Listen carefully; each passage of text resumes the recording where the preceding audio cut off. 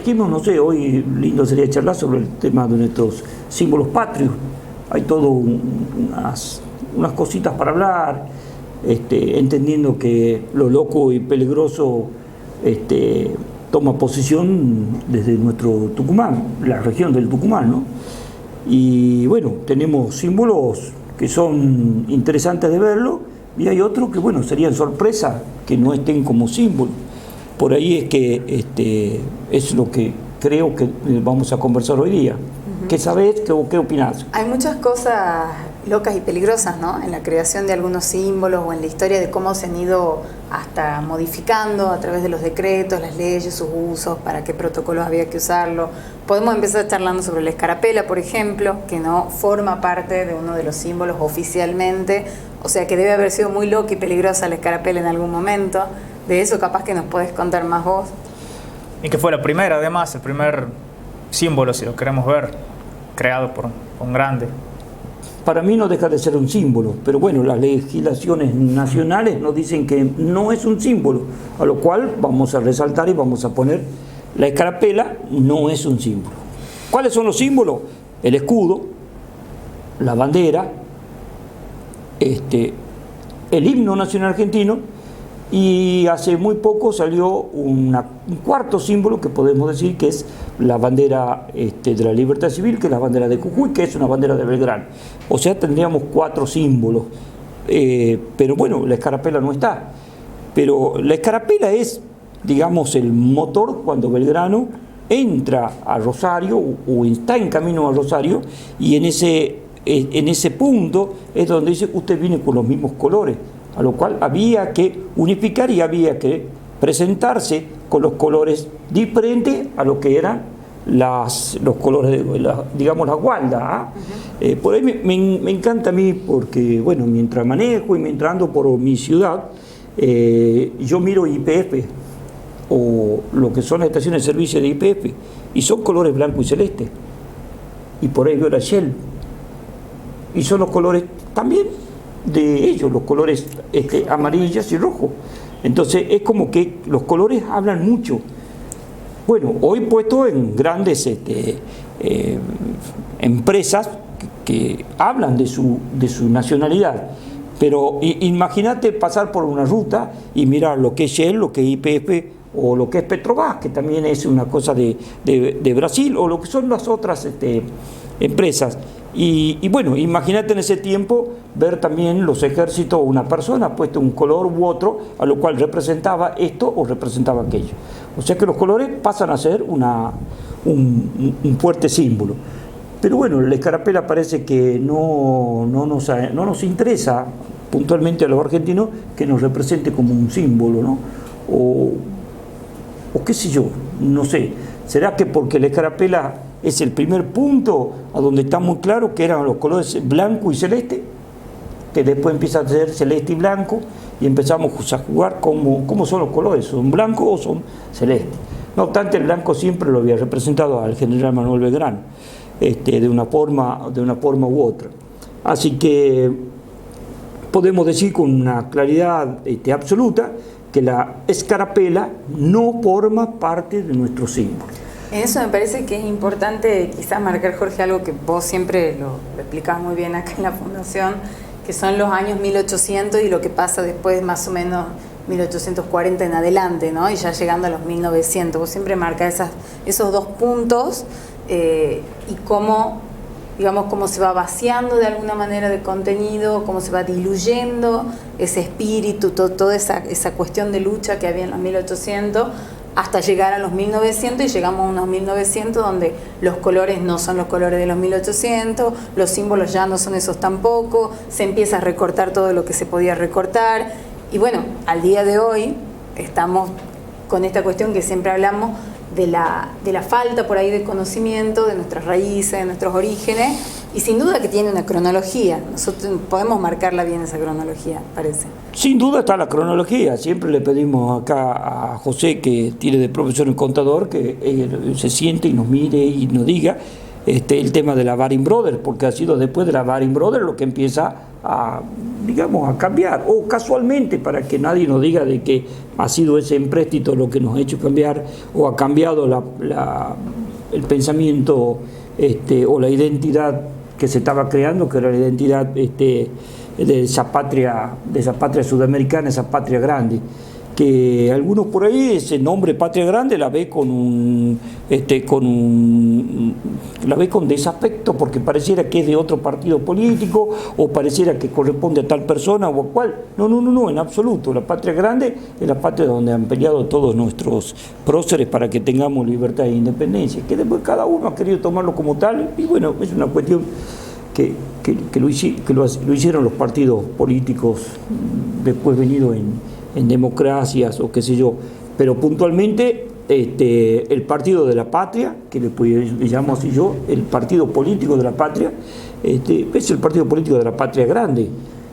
Bueno, después pasaron lo que tuvo que pasar, los cambios que hubo, las posiciones que iba tomando las personalidades que iban viniendo hacia adelante, y bueno, y todo eso de yo arrogarme que yo cambié, o que yo también soy parte de poner los colores, los símbolos, porque nosotros tuvimos tantos cambios en nuestra legislación, y ayúdame en esto, pero si en el año 1813, con la Asamblea del 13, se crea el escudo y se crea la marcha patriótica, y en el año 1816 se crea la bandera en Tucumán, en el Congreso de Tucumán, con los colores celeste, blanco y celeste, pero después en el año 1818 el mismo Congreso también pone lo que es el sol en Buenos Aires, y después en el año 1844 o 1840 se cambia lo que es la marcha patriótica, te quieren quitar estrofa, y después hay un decreto en el año 1900 que te vuelve a cambiar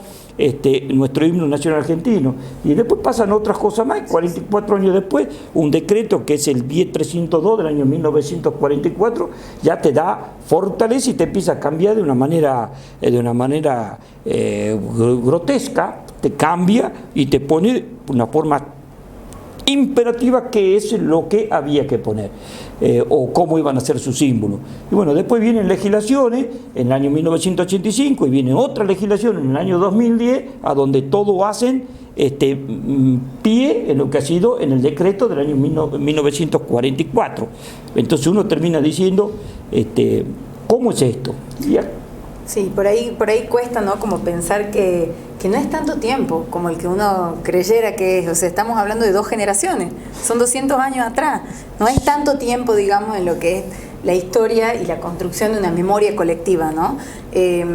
Por ejemplo, en los 1840 y pico ya estamos viendo que hay intenciones de modificar, de recortar, de diluir, y hay resistencia también.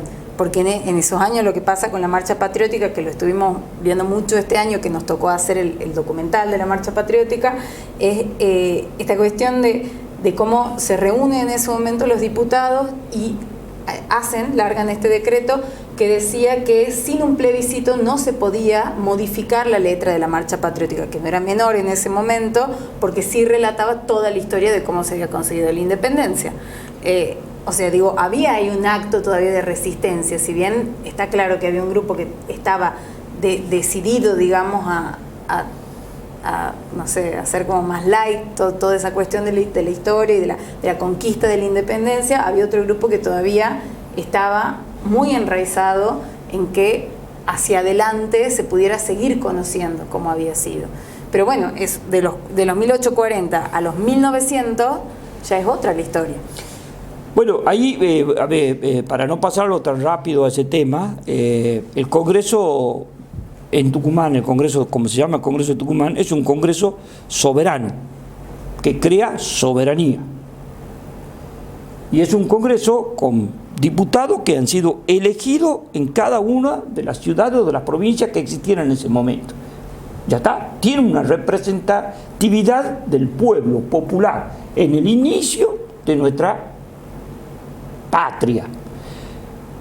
Pero después viene alguien y dice hay que cambiar esta parte, y hay algunos rescatados que dice hace un plebiscito, pregúntale al pueblo si quiere, y con mucho tal vez con mucho respeto a lo que ha sido el Congreso. Pero hay después que otros que te lo cambian con un decreto. Un decreto, todos sabemos que tiene una sola firma. Y que es el decreto de Julio Argentino Roca, que vos te refieres en el año 1900. Pero después está el decreto del 44, que es la firma de Farrell.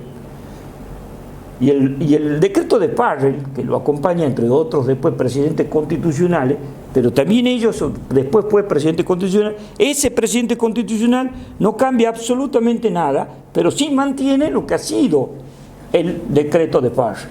Y tiene expresiones interesantísimas, y dice en una de las interpretaciones, de las consideraciones del decreto, que es muy claro y a mí me da mucho. Dice, para que queden resguardados de hechos y alteraciones que pudieran profanarlo o desnaturalizarlo. Y eran ellos los que estaban profanando y desnaturalizando. Ya lo estaban en esa época. Con un decreto. Así es. De un gobierno de facto, pasándose lo popular por donde mejor le podía caber. Porque dice el título que el escudo, la bandera y el himno y su letra son los símbolos de la soberanía de la nación. Pero yo, hombre de un gobierno de proceso, sin facultades populares, decreto. Buenos Aires, 24 de abril de 1944, decreto número 10.302. Yo hago lo que quiero. Y hay otra parte donde también es muy interesante, a donde dice que estos colores están vinculados a la mejor tradición de España, que nos dio su religión, su genio y su lengua. Colores que se cubrieron de gloria en la batalla fundadora de la nacionalidad y prestaron su sombra propicia a la organización civil de la República. Ya te sacó toda la patria grande, ya están hablando únicamente de la República Argentina, ya te sacan únicamente la nacionalidad, ya no te hablan de identidad sudamericana, y por supuesto que más te están diciendo que están vinculados a la mejor tradición de España. Cuando nosotros rompemos vínculo, hemos dicho en el programa anterior, rompemos vínculo ¿con quién? Con el acta, y el acta que termina diciendo contra los vínculos que teníamos con España.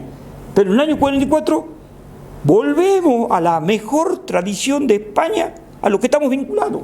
Qué distinto el espíritu, ¿no? Del contenido de las actas que estábamos, que lo hemos estado desarrollando en el programa anterior, que hemos leído incluso algunos fragmentos, porque queriendo tratar de transmitirle a la gente esto que a nosotros nos genera, digamos, toda esa fuerza que vemos en algunas expresiones que tenía, como romper los violentos vínculos, hablaba de la nación soberana, y qué distinto que es el contenido con esto, ¿no? Con los fundamentos de estos nuevos decretos y de estas nuevas leyes.